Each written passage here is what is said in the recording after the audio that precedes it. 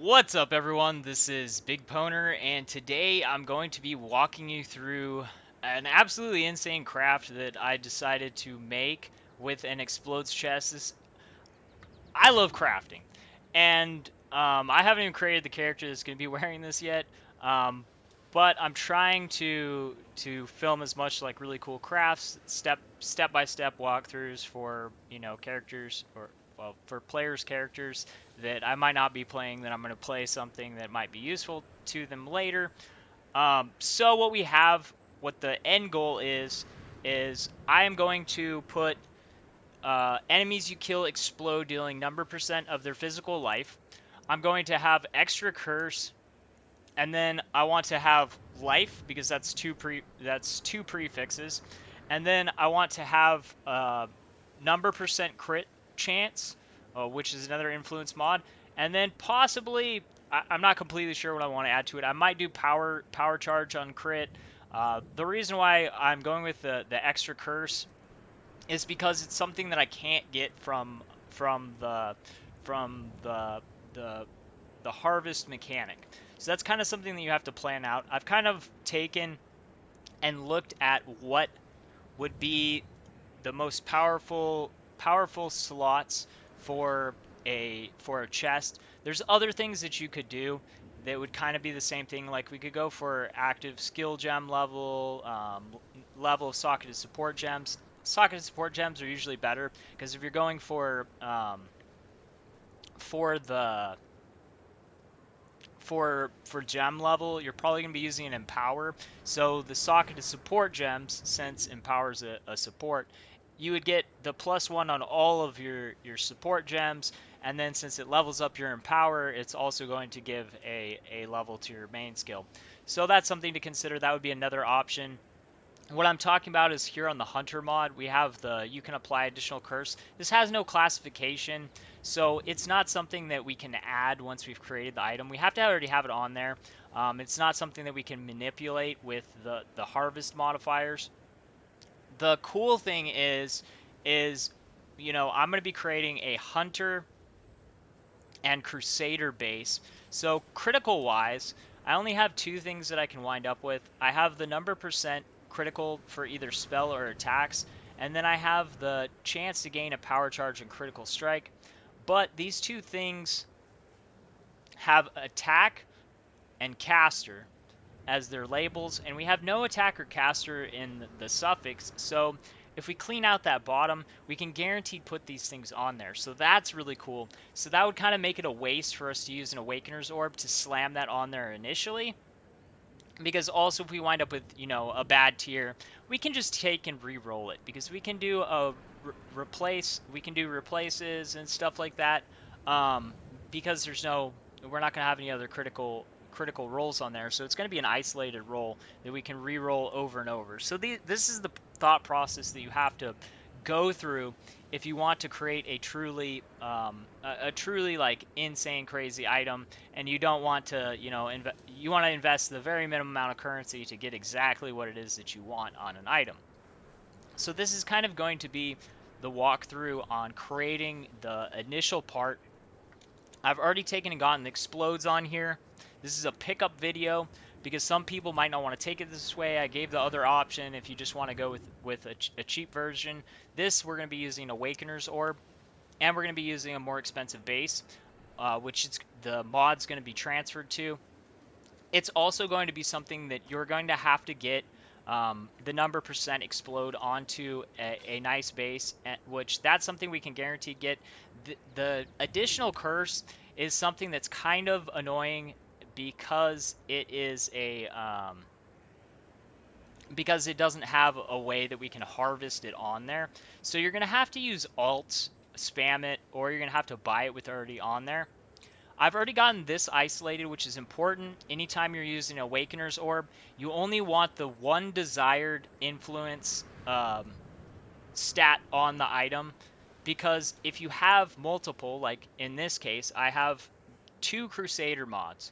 I have the desired mod, the enemies you kill explode dealing 3% of their life as physical, but then I also have this number percent of physical damage from hits taken as lightning damage.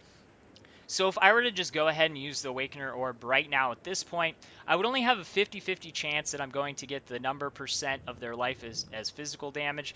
I don't want to do that because Awakener's Orbs right now are like over 4 exalts. That would be a huge waste. And also, you know, that once you've done the Awakening, you can't redo it. Then I would be in a situation where I'm trying to roll on the additional curse, and then I'm trying to add the number % physical to it. This is just a terrible situation that I want nothing to do with.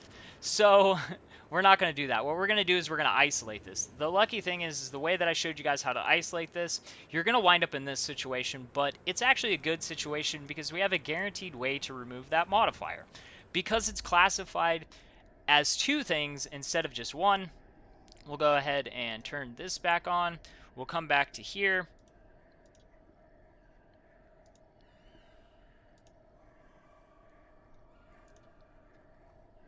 Okay, so we have 2 modifiers that are Crusader.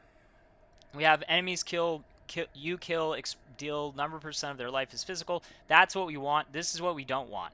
You can see they're both listed as physical. That's the reason why we wound up with that on there. But this one's also listed as lightning. We have nothing else on the item that's lightning. You might have to use 2 of these mods if you happen to get you know, like lightning resistance on there, and you know, then you might have to use the remove mod twice, or you could take and change that resistance from lightning to fire. It really depends on how you want to do it, what accessibility. There's normally a lot of ways that we can do these things. What am I talking about? So like grants lightning resistance to cold resistance. That would make it so that we only have lightning resistance on there. So we're going to go ahead and remove this. It's a blue modifier. So remove random lightning modifier from an item. We only have 1 lightning modifier, so that is going to guarantee remove it. So now it's isolated. So now that, and what I mean by isolated is I only have 1 Crusader mod. Going back to the POEDB, you know, we can see what the Crusader mods are. You're going to want to make sure, you know, if you don't just know, you're going to want to make sure, but a big hint is that it says Crusader or of the Crusader or something like that. But it's going to be best to check, you know, like I said, we're using Awakener's Orb. That's 4 exalts. If you don't know, go to POEDB, check, make sure. It's better to make sure and know than, you know, to have a mistake that costs you 4 exalts and you're just really disappointed and you've spent the time and the crafts to get it to this point. So once again, we're going to go get our base. I've already prepared this. We're going to get our Awakener's Orb.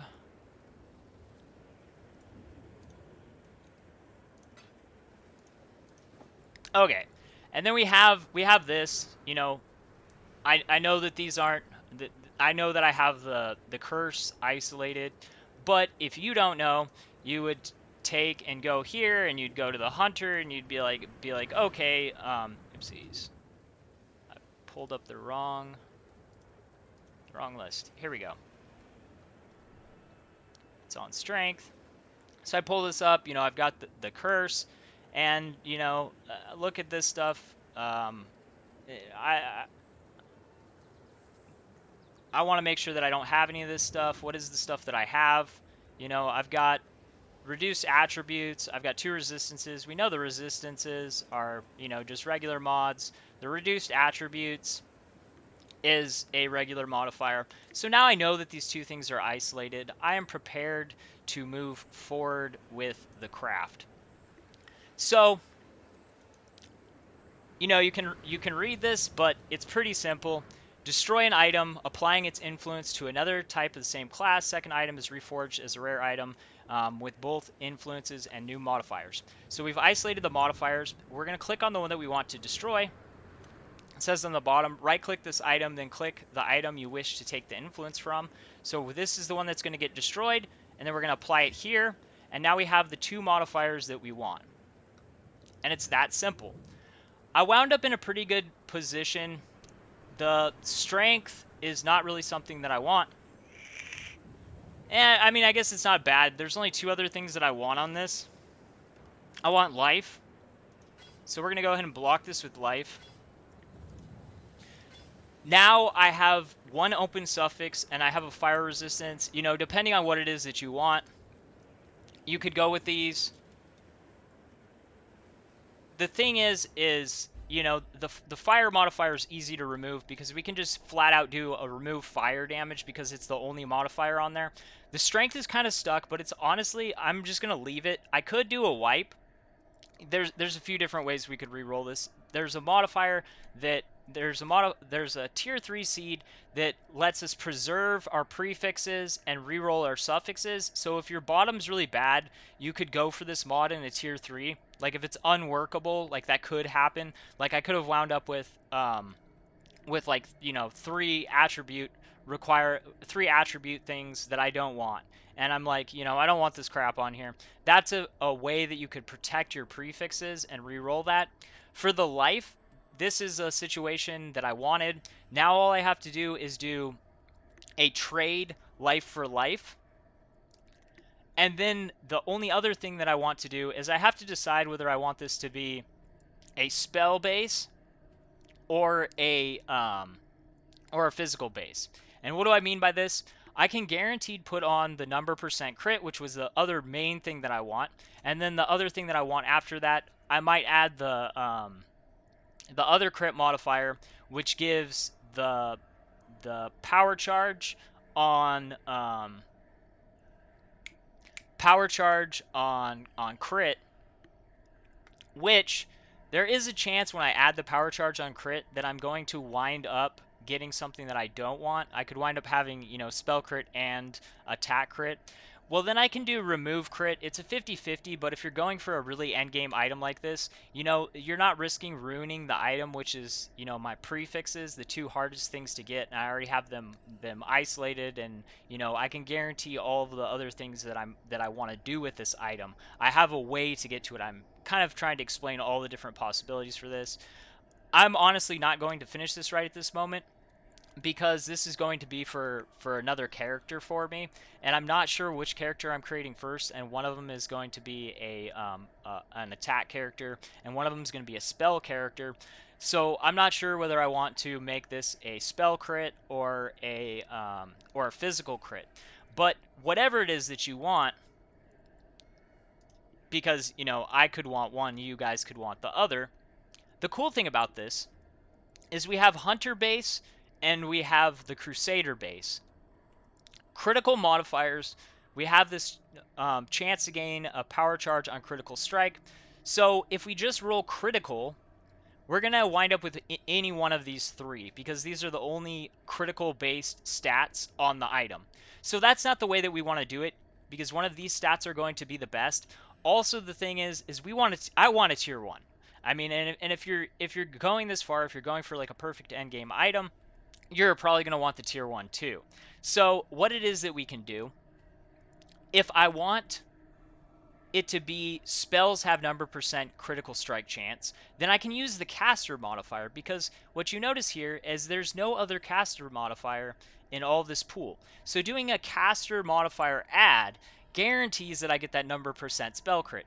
And then if it doesn't come out as a tier 1, I can guarantee to remove it by doing remove a spell modifier, because what is it we have here? This isn't classified, and this is only classified as physical. So that gives me a guaranteed way to re-roll that stat as many times as I want until I get the tier 1. So that's cool. Now we have to decide if we want this. So the number % chance to gain a power charge on critical strike, that's a pretty sweet mod. Once we have the desired one of these on there, the only way that we can we can't guaranteed add it. It'll be a 50-50 because you can have both of these on there, and since they're both classified as critical, you know, it is going to be a gamble, but, you know, we have the guaranteed way of removing those, which is remove a critical. So this is something you have to decide if it's worthwhile.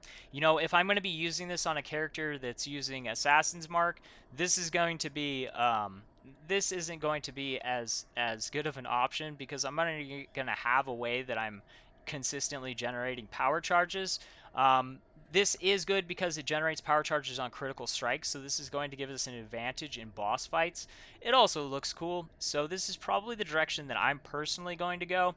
But if you're playing a character that already has consistent power charge generations, you might want to go for something else. I mean, you could want resistances, you could want which I've shown you guys how to guarantee to add resistances. We have fire, cold, lightning, which with these two bases we don't have anything in these, so as long as our prefixes are blocked, you could guaranteed make it a triple resistance chest if that was your desire. I personally would definitely want to guarantee to add one of these because you're either using attack or spells, which this is like one of the strongest modifiers in the game. It's not as hard to get as the number explodes, because you look at the rarity here. So additional curse is a 250.